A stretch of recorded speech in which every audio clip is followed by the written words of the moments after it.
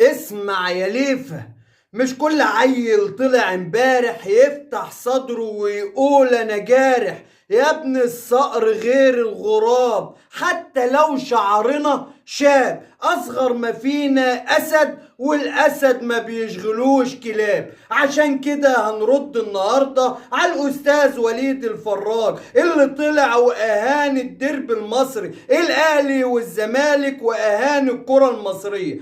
كلمتين باختصار هنقولهم بأدب وباحترام. يا أستاذ وليد، تعرف إيه عن تاريخنا عشان تتكلم علينا؟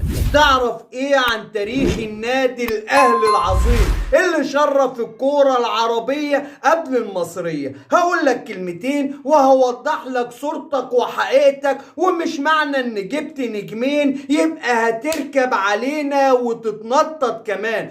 كل قرد يلزم شجرته. اسمع يا وليد واحكم بعقلك ورد انت علينا.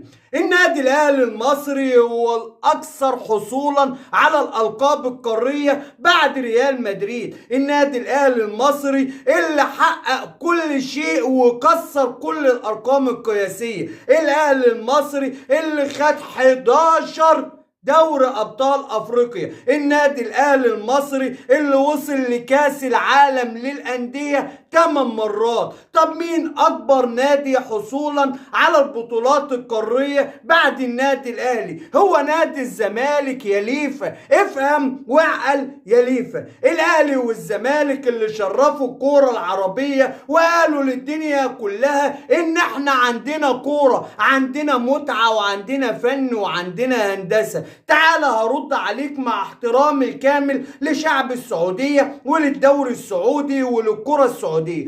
صحيح الدوري السعودي تقدم ملحوظ، بل تقدم رهيب. صحيح الدوري السعودي والفرق السعودية قدرت تجيب نجوم عالمية. صحيح بنحترم كل الأندية السعودية وشايفين الهلال الزعيم والاتحاد فريق عظيم وأهلي جدة الأسطورة.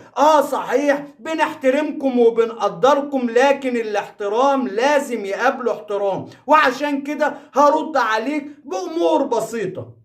اخر لقاء جمع نادي سعودي مع نادي مصري كان نادي النصر السعودي مع الزمالك المصري في البطولة العربية. والنصر مدجج بالنجوم، كريستيانو رونالدو على ماني على غيره وغيره وغيره اللي انت بتتباهى بيهم يا فراج. والزمالك منهار، عنده مشاكل ادارية ونقص في لعيبته وكمان مشاكل فنية وموسم كان كارثي، لكن قدر الزمالك انه يتفوق على النصر، والنصر بكل نجومه هو اللي كان بيتعادل معاه يا فراج، لدرجة ان كريستيانو رونالدو كان فرحان وطاير من الفرحة عشان قدر يحقق التعادل مع الزمالك العظيم. طب اخر مواجهة جمعت الاهلي المصري مع فريق سعودي، كان الاهلي المصري بيقابل الهلال السعودي في كأس العالم للأندية لما لبوا الرباعية. فاكر يا لولو ولا ناسي؟ يبقى ما تجيش تنكر التاريخ وتقلل من قيمتنا ومن هيبتنا. طب تعرف ان المنتخب المصري اللي حقق 7 بطولات قارية؟ يا ليفا يا ليفا، اعرف تاريخك واعرف تاريخي، وما تجيش تبيع المية في حارة السقايين. كامل احترامنا وتقديرنا للكرة السعودية اللي احنا بنتابعها، لكن انت قلت ان الدوري المصري محدش بيشوفه غير اهله، وان الدوري السعودي متذاع على 40 قناة. اكيد معاك، لكن عايز اقول لك على حاجة. الدوري المصري اللي محدش بيشوفه غير اهله طلع منه محمد صلاح فخر العرب. محمد صلاح اللي بينافس على احسن لاعب في العالم. محمد صلاح اللي علم مصر بيترفع على ارض انجلترا كلها احتراما وتقديرا لنجم كبير اسمه محمد صلاح. طب الدوري السعودي اللي بيتذاع على 400 قناة يا سيدي، طلع مين؟ تقدر تقول لي نجم سعودي برز في الدوريات العالمية ورفع اسم العرب زي ما محمد صلاح ابن مصر او رياض محرز ابن الجزائر او يا استاذنا الفاضل، اتفق معاك يا فراج باشا ان الكرة المصرية بتعاني في الفترة دي، واتفق معاك ان النصر والهلال والاتحاد عاملين تدعيمات قوية، وان البطولة عندكم بقت واحدة من اقوى دوريات العرب. ماشي، بل يا سيدي واحدة من اقوى البطولات في المنطقة. لكن لما تيجي تتكلم قول ان الكرة المصرية بتمر بأزمة في اخر سنتين. الزمالك مش هو الزمالك، حتى الاهلي في عز عنفوانه يعني مش هو الاهلي بتاع جيل ابو تريكة وبركات. احترمك واقدرك، تكلمني بالعقل وبالمنطق احترمك واقدرك، انما تيجي علينا وتغلط فينا وتقول ان الديربي الاشهر في الشرق الاوسط الاهلي والزمالك محدش بيشوفه، وتعالى بص عندنا النصر وعندنا الهلال، يبقى لحد هنا يا فراج اشرب كوكاكولا ليفا. مش هنتكلم عن الليفا كتير، وخلاص الليفا كده خد حقه وزياده. هنخش بقى على غضب محمد صلاح النهارده. محمد صلاح اللي كان بيقود ليفربول امام تشيلسي النهارده، وحصل ان محمد صلاح فشل انه يحرز هدف في افتتاحية الموسم، وده الاول مرة تحصل مع محمد صلاح من 9 سنين. عشان كده محمد صلاح كان منفعل جدا، ومحمد صلاح كان غضبان، وخصوصا انه احرز هدف والهدف ده اتلغى. وجي بعد كده كلوب طلع محمد صلاح في الدقيقة 76 قبل نهاية المباراة بربع ساعة عشان يخرج محمد صلاح في مشهد مؤسف ومحزن لكل حد بيفهم كورة وكل حد عاشق لمحمد صلاح، انه يطلع غضبان وزعلان ويعني متنرفز لدرجة انه كلوب بدأ يتجنبه لحد ما خرج محمد صلاح. بعد كده جه المؤتمر الصحفي بعد نهاية المباراة اللي انتهت بالتعادل الإيجابي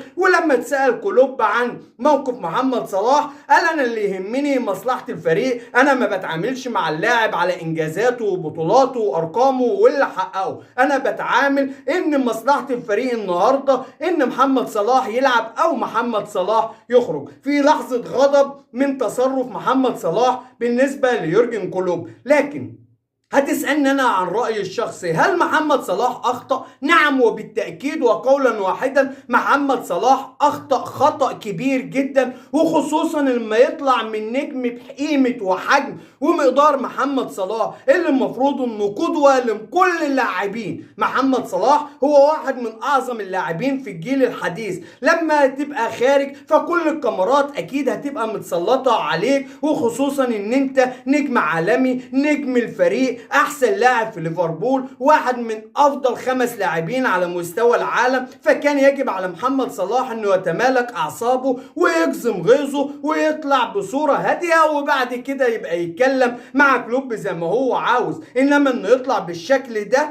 اسف يا ابو صلاح، رغم حب الشديد لك بل عشق بالجنون لك والمهاراتك والفنياتك، لكنك اخطأت خطأ جسيم النهارده. نخش بقى على محاكمة المعزول. ما هو كل يوم يا اخوانا لازم نتكلم. المعزول راح المحكمة، المعزول رجع من المحكمة، قضية سب وقذف هنا وقضية سب وقذف هناك. من يومين قال انه تعبان وما راحش وجاب شهادة مرضية عشان يعني القضية اللي عليه بحبس 3 شهور، والقضية اتأجلت لشهر 9. لكن النهاردة كان في قضية جديدة للمعزول لسب وقذف الكابتن محمود الخطيب والاستاذ محمد عثمان والاستخدام السيء للسوشيال ميديا. عشان كده القضية اتأجلت برضك للنطق للحكم ليوم 21/9. 21/9 هيكون في حكم جديد على الرئيس المعزول لنادي الزمالك، اما بالحبس او بالبراءة. ده كان القضية، ولسه في قضايا. طبعا في قضايا. يوم 21/8 في قضية للأستاذة لمياء. ما احنا عايشين في قواضي، احنا مفيش ورانا الا القواضي. ربنا يتولى. الناس بتعمل صفقات يا معالي الموسيقار واحنا مقضينا ندفع للمحامين. يا معالي الموسيقار، هو المكتب بتاعك شغال ليك انت بس؟ انت ايه يا اخي؟ ده انا تعبت لك سنة شهر كامل بتتحاكم. في ايه؟ في ايه يا عم المعزول؟ عزوله اهدى شوية، امسك ده عشان خلاص تعبنا. هنعمل صفقات ولا مش هنعمل يا معزول؟ اه يا معزول، قول هنعمل ولا لأ؟ يلا ربنا يهون علينا. لحد هنا بتنتهي حلقتنا، ويا رب تكون الحلقة نالت اعجابكم، ويا رب نكون دايما عند حسن ظن سيادتكم. واللي لسه ما دعمش اخوه باللايك فضلا منك وليس امرا ادعم اخوك باللايك، واللي لسه ما اشتركش في القناة فضلا منك وليس امرا اشترك في القناة وفعل زر الجرس عشان يصلك كل جديد، وتكون واحد من افراد اسرة ملعب افندينا.